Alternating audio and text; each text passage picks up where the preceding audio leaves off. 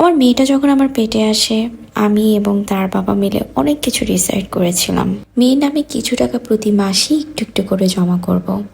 আর আমার মেয়ের প্রতি বার্থডেতে আমি আমার সামর্থ্য অনুযায়ী কিছু মানুষদের খাওয়াবো। সবসময় শুনে এসেছি যে ঘরে মেয়ে হয় সেই ঘরের নাকি আয় উন্নতি বাড়ে। এটার জলজান্ত প্রমাণ পেলাম আমার মেয়ে যখন আমার পেটে আসলো।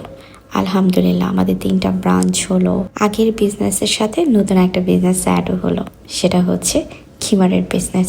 আর এই বিজনেস থেকে একটু একটু করে কিছু টাকা আমি আমার মেয়ের জন্য জমাই, আর কিছু টাকা এবার আমার মেয়ের প্রথম জন্মদিনে কিছু মানুষদের খাওয়ালাম। আমি যখন প্রেগনেন্ট ছিলাম প্রায় সময় আমি আমার হাজব্যান্ডকে জিজ্ঞেস করতাম, আচ্ছা বাচ্চা কাচ্চার জন্য কি আসলেই মায়া লাগে, কতটা মায়া লাগে, কখন লাগে? এখন এই কোশ্চেনের আর অ্যান্সার খুঁজে না, কারণ এখন নিজেই বুঝতেছি।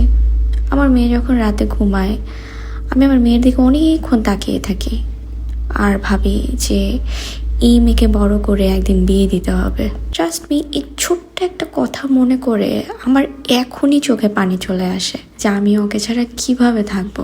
অনেক বাবা মা আছে মেয়েদের থেকে ছেলেদের অনেক বেশি ভালোবাসে, অনেক বেশি আদর করে। মাছ রান্না করলে বা মাংস রান্না করলে বড় পিসটা ছেলেদের পাতেই দেয়। কারণ কি জানেন?